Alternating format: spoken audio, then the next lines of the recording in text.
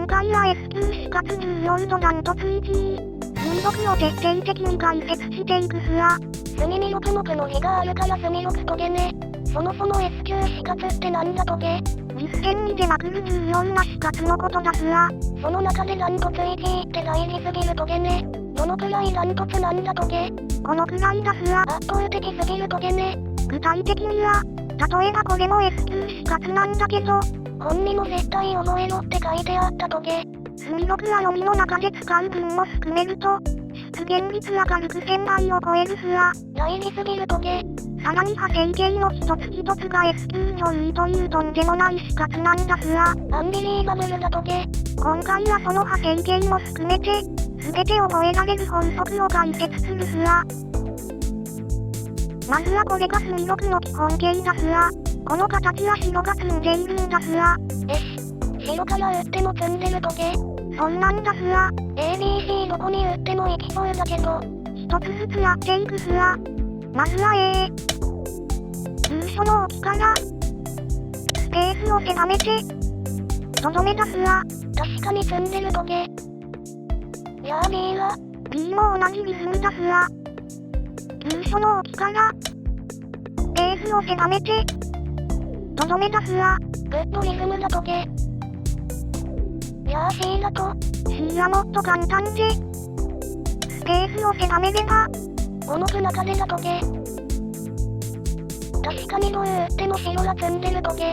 この形の便利なところは、羽があっても積んでいることだすわ。同じ手順だトゲ。羽があっても関係ないトゲね。あとは一度空いているのも関係なし。住所、狭めてとどめ。これも同じリズムだトゲ。で、これを知ってるとどう役立つトゲ？例えばこんな形。美しい黒字だトゲ。あ、何をするトゲ？やめるトゲ。トゲの黒字が。今こそ隅6を使うすわよ。隅6、は。こうだトゲ。正解だすわ。すごく簡単に積んでしまったトゲ。一線の羽に対しては、安全に緩めていいのもポイントだすわ。これすごいトゲ。めちゃくちゃわかりやすいトゲ。トゲちゃんも隅6の凄さがわかってきたすわね。でも、これはまだ隅6パワーをほんのちょっと見てもらっただけだすわ。これだけでもめちゃくちゃ使えるのにほんのちょっとトゲか。こんなものじゃないすわよ。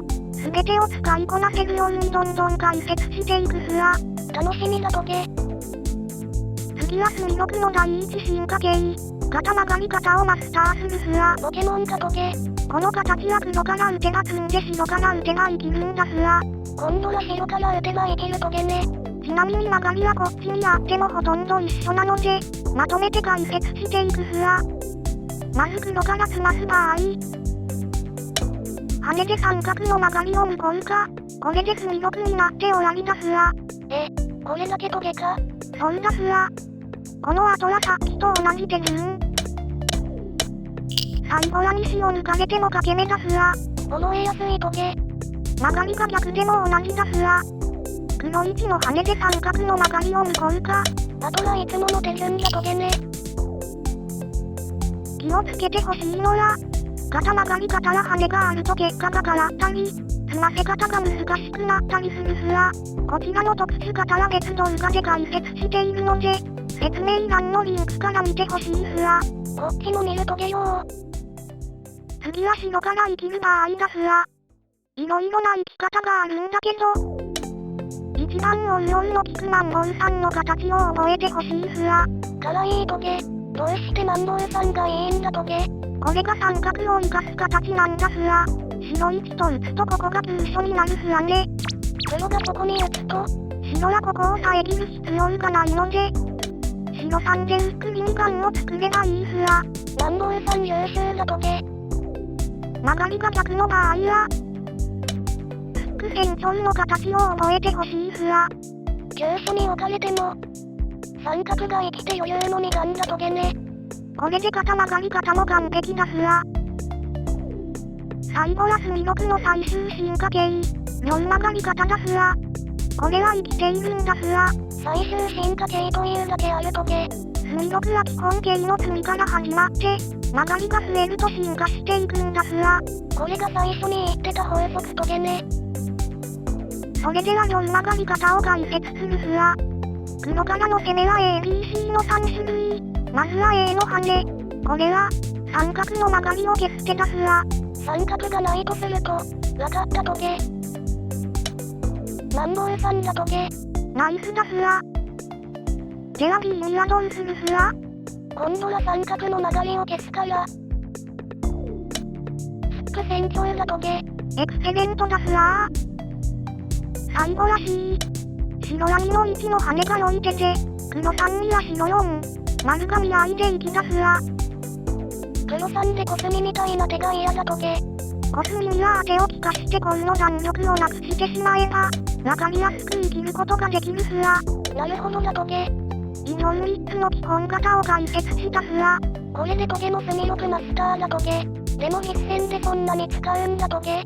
それではここからは実践系の問題を出していくすら。やってやるトゲ。ノエルトゲ。第1問。黒線だすら。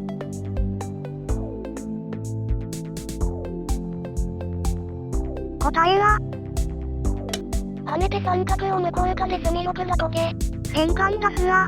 白の羽にはわかりやすく埋めていいのもポイントだすら。当然わかってたトゲよ。第2問。黒線だすら。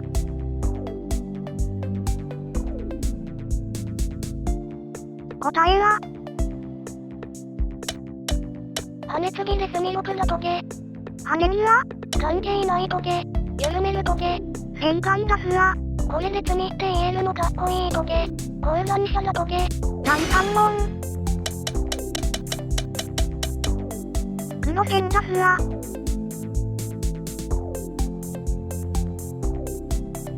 答えは、跳ねで三角を消して墨6だトゲ。正解だすら。トゲトゲトゲ。墨6マスターのトゲには楽勝だトゲ。次はレベルアップしていくすらよ。どんとこいだトゲ。第4問。黒線、墨で生きるすら。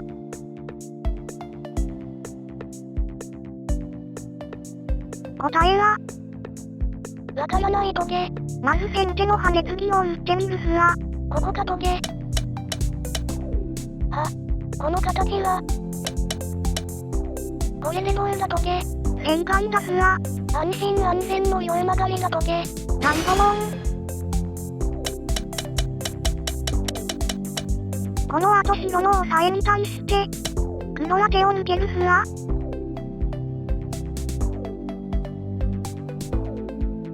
答えは、わからんトゲ。トゲは自分で手抜いたり入れたりしてたトゲ。手抜いたら白は羽から攻めるすら。この形は。またしても夜曲がりだトゲ。生きてるトゲ。そうだすら。だから手を抜けるすら。何気ない定石にも墨6が潜んでいるトゲ。次は難問に挑戦だすら。やってやるトゲ。第6問。白は三角に打つのが定石だけど、手を抜いてきたらどうするすら。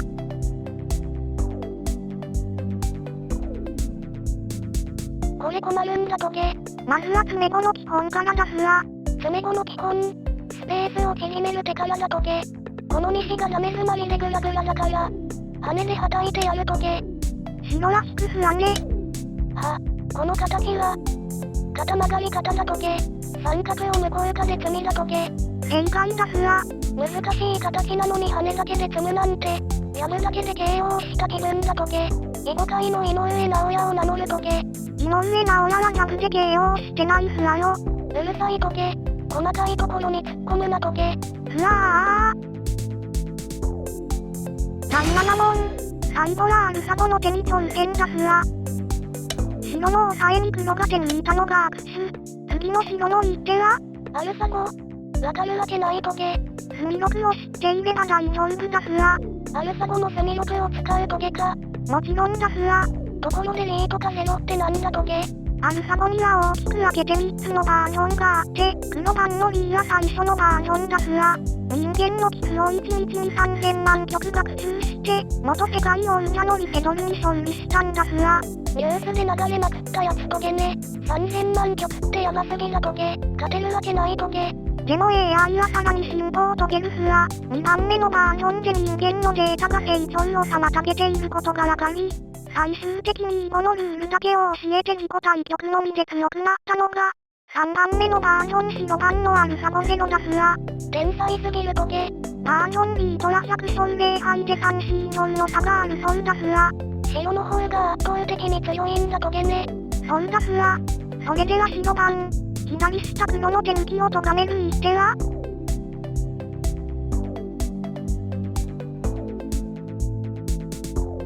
隅六の形をイメージするんだすら。隅六ということは、このラインだトゲ。黒が抑えると羽根継ぎで隅六だトゲー。大正解だすら。今日からアルサトゲを名乗るトゲ。講談者がこれをベースにしてどう読んでいるかも解説するすら。隅六の形になるといけないから、黒は隅を打つなら曲がりで、八目の形にしようとするんだけど、隅六は詰みだけど隅八は生きるんだトゲね。白は隅を打てば黒は低く当たるしかなく、はいつくばるがいいトゲ。黒は生きたけどより悪くなってるすら。トゲトゲトゲ。大優勢トゲ。なので実戦、黒は手を抜いたけど、左下の得が大きく白優勢になったすら。隅六パワーだトゲね。それでは今回のまとめだすら。隅六の基本形は詰み。羽根は一度空きも関係ないすら。曲がりが増えるたびに進化していくすら。肩曲がり方は羽根で詰み。曲がりが逆でも同じだトゲね。肩曲がりを生きるときはマンボウさんと、スック船長だトゲ。曲がりの方向で使い分けるすら。そして両曲がり方は何もしなくても生きたすら。これで完璧だトゲ。問題も実践に出てきそうな形ばかりで、隅六の大切さがよくわかったトゲ。紹介したのはほんの一部で、実践にはたくさんの隅六が出てくるから、対局の中で探してみてほしいすら。